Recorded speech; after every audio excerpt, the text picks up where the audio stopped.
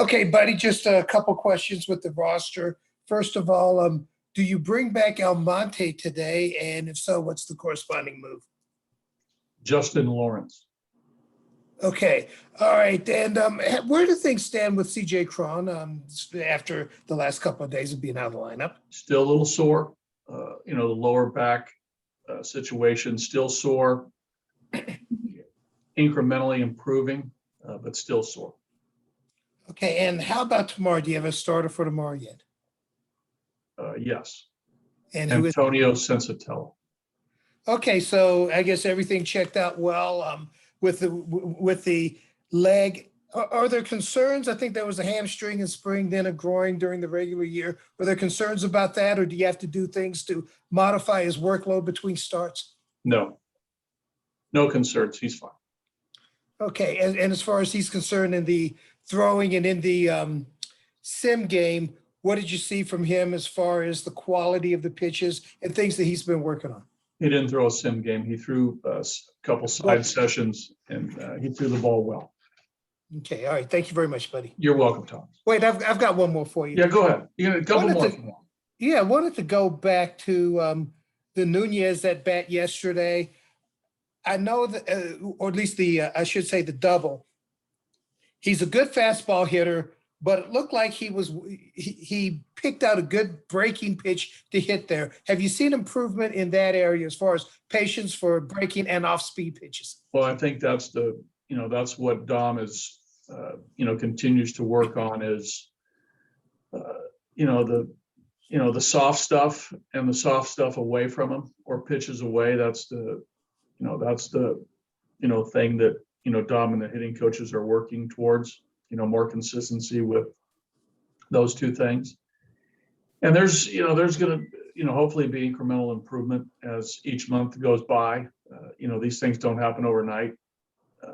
Dom's got, very good pull power, as we've seen. He likes the ball, middle in, like a lot of hitters. We just got to work on, getting command of the entire plate and be able to use the whole field. That takes time. Great. Thanks a lot, buddy. You got it. Patrick? Morning, buddy. How are you? I'm well. Good morning. Follow up on CJ. We talked about him yesterday a little bit. You said you guys were still hopefully wouldn't have to go on the IL, but that was still a possibility. Where does that stand right now? Still same as yesterday. A little bit of improvement. This morning, just talked with him and Keith. We'll see where this goes tomorrow. If there's a marked improvement tomorrow, we might be able to hang on to him for another day or two. If there's not marked improvement, we'll probably have to make a decision. And in that regard, if Matt Adams ends up seeing more playing time than he normally would, where do you think he is, given that he was a light signing to camp, et cetera, hasn't had a ton of at bats, at least not at the big league level here? Where do you see him right now? Well, again, if that happens, Connor, Joe, Fuentes, Adams could handle first base. Matt did have a lot of at bats in the alternate site camp. Patrick, I think upwards to 40 at bats, I believe. So when we got him, when he got here, he was current. Now he's got 15 to 20 plate appearances in a role that he's accustomed to. Some spot starts, obviously pinch hits. He swung the bat well down in Scottsdale. He's had a few good at bats here, which has been good to see. A couple of key walks, a couple of base hits, but I think with Matt, he knows his role now, where he is in his career. Okay. In regard to Kyle Freeland and B-Rod, have you set out a game plan for them in terms of AAA, or what's the next step? The next step is for them to fly down to Arizona this afternoon. They will not be coming back to Denver. They're going to go to Arizona to our, extended spring training and, get more game-like action, and the intensity will pick up there for those fellows, and that starts tomorrow. Kyle will pitch in a game either Tuesday or Wednesday. We'll decide that later this afternoon and be in contact with Kyle, but he'll go, 4 innings or so down there in Arizona on Tuesday or Wednesday. In regard to Brendan Rodgers, and I know hamstrings, as you said many times, are very tricky.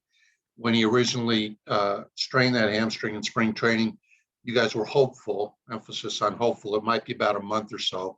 It's taking longer than that.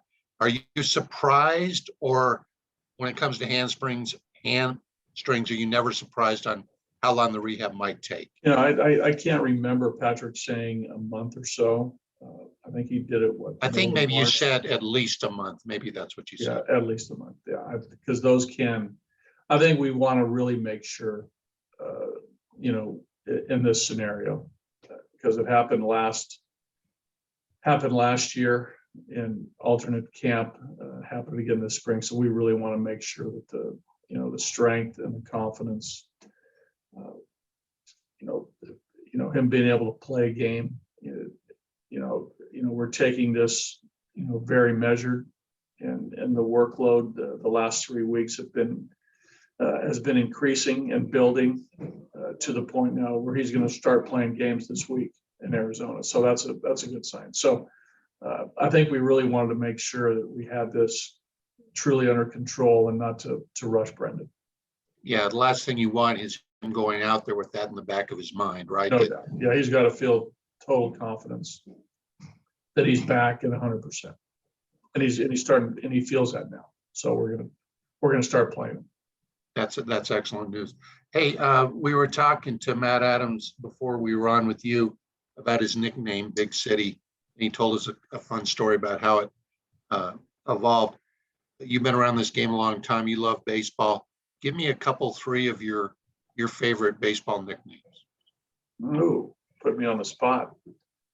Well, first fill me in on, before I, answer that question. How did that Big City reference come to be? Well, when he was first with the Cardinals, and forgive me, buddy, I'm blanking on who gave it to him. Essentially, it was they were kind of pimping him the idea that he was actually from a very small little Pennsylvania town, and instead of Big Country, somebody said, "No, not Big Country." I think it was Brendan Freeze. Not big country. We're going to go with Big City, and it just fit his persona. And there you go. So, and it's stuck, and he loves it. Yeah. Let me see. Oil Can Boyd. That's a good one. I was just thinking of Oil Can Boyd. You mean Dennis Oil Can Boyd? That's right. Yeah. Patrick, can I get back to you on this one? Sure. It's a great question, all right? It's a very good one. I like it. Yeah. Isn't it true though? We don't have those nicknames like we used to, do we? No.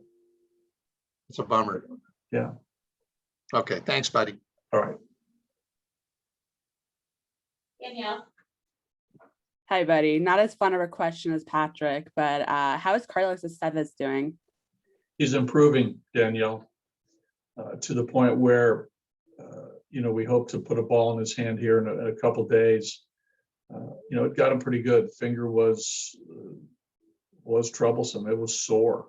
So we've, quieted down quite a bit to the point where Keith feels confident that we can, start playing catch with Carlos, but he's still, a ways away. He won't, when his 10 days are up, he will not be activated.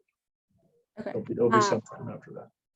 And then with Matt Adams, we were talking to him this morning, just adding another veteran player like that to the locker room, one who's won a World Series and been around for a while. I mean, what have you noticed about his presence and him around the younger players? Well, I think he adds a voice and a professionalism to the group. He knows how to go about his business every day, especially as a bench player. So he's very helpful for the guys on the bench who are, lesser service time players, whether it's Daza, whether it's Trejo, Hampson, Fuentes, whoever might not be starting that day. Dom Nunez, if he's not starting, as the game unfolds, the National League game, I see him talking to players and, getting guys ready for, a potential pinch hit, double switch. He sets a great tone for that as far as following the game. And, he's got a very great demeanor about him. He's got a, engaging personality with the guys, even though he's a little bit understated. He's very likable. So that's always a good thing in the clubhouse. Thank you. Nate Brook, Yeah, hey buddy, I have a baseball question for you, not a Rockies question necessarily. After Wade Miley threw that no-hitter a couple days ago, we're on pace for almost 20 no-hitters this season. I think the last time there have been this many in the first how many weeks, it was like 1969 or something. I think we all sort of noticed that pitching is just like filthy right now, just in general. But is that what do you think that might be what's going on, or are hitters lagging kind of overall too? I've thought about that. And we talked about that the other day in the coaches' room, and we really couldn't identify why, this has happened, so early this year. I wish I had an answer for you. A couple of the guys who have thrown no hitters, it isn't like they have, some of the top end stuff of the starting pitchers in the league, right? Not to take anything away from Miley or a couple other guys, but I don't have an answer for that one, Nick. I don't think the hitters are behind. I wouldn't think so, based on what we're seeing from a number of guys and some of the averages that are in place, and guys off to good starts offensively. So I do know that pitching's better. I think hitting's better. I think players are more talented than ever before on both sides of the ball. To answer this question, it'd be tough for me to pinpoint why. Nobody in the room had any No. interesting theories that. No. Cool. Thanks, buddy. Mark, Hey, buddy, a couple of questions. Marquez has only managed 4+ innings in his last 2 starts. What do you need to see from him today? So How about 7 innings? is that 7 in the last start? I thought the last 2 he went, 2 outs in the last one, but you like 7 innings. I got you. Yeah, that's what I'd like to see from him. What else? And you're saying, well, how does he get there? Okay. Yeah. Good command of the fastball, land the slider consistently in the strike zone, and when he's ahead in the count, get it down away from the right-handed hitters. They got a lot of right-handed hitters in there, but I think it starts with him. A very good ball strike ratio, and again, I think the walks have come back to haunt him. No walks make the opposing hitters earn it.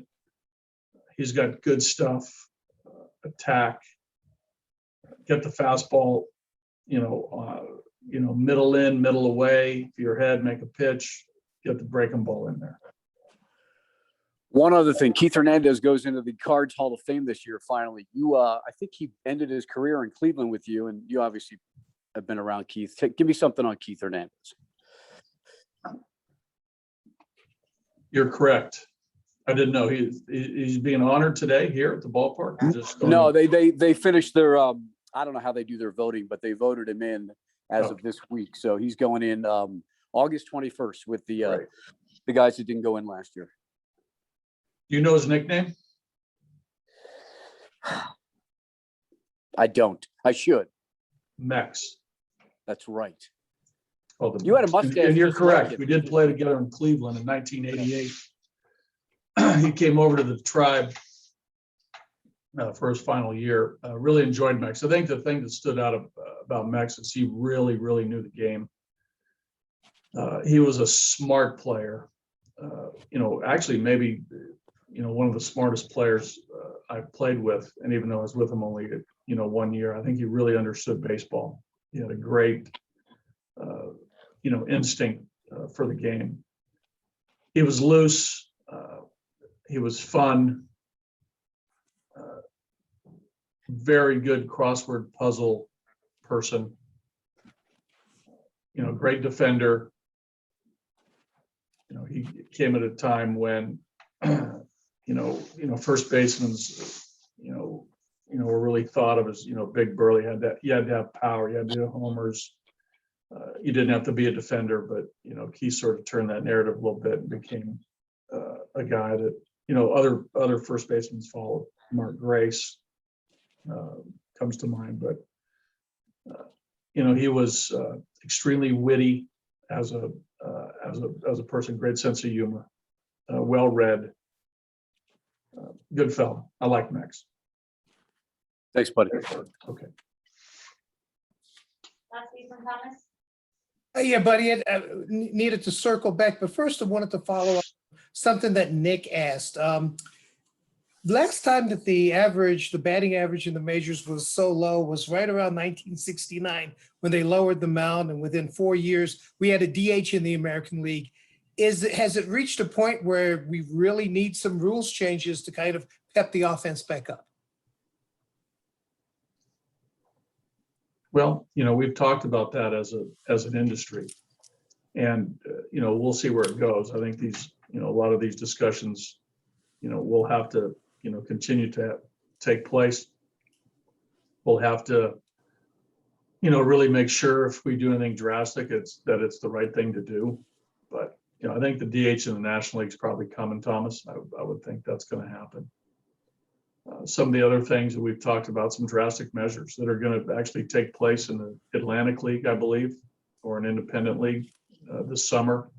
We'll be able to get some, great research and data from there and in live action. The mound being pushed back.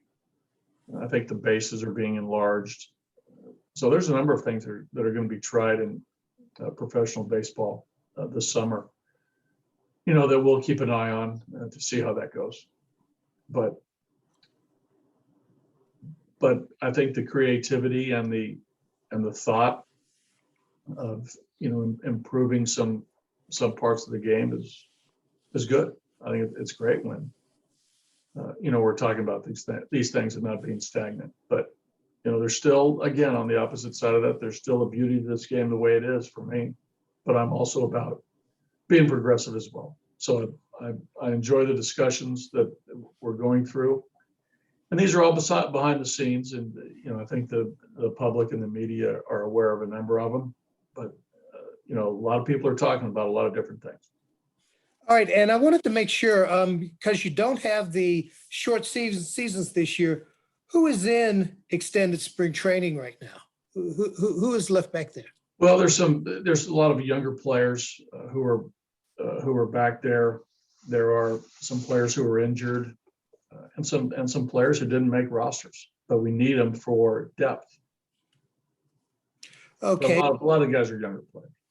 Okay, and as far as sending Freeland and Rodgers there, is that more for the weather? I mean, I don't know what it's going to be like in Albuquerque this week. No, I think it's just more for the progression. Great. All right. Thank you very much, man. Okay. Thanks, guys. Have a great day.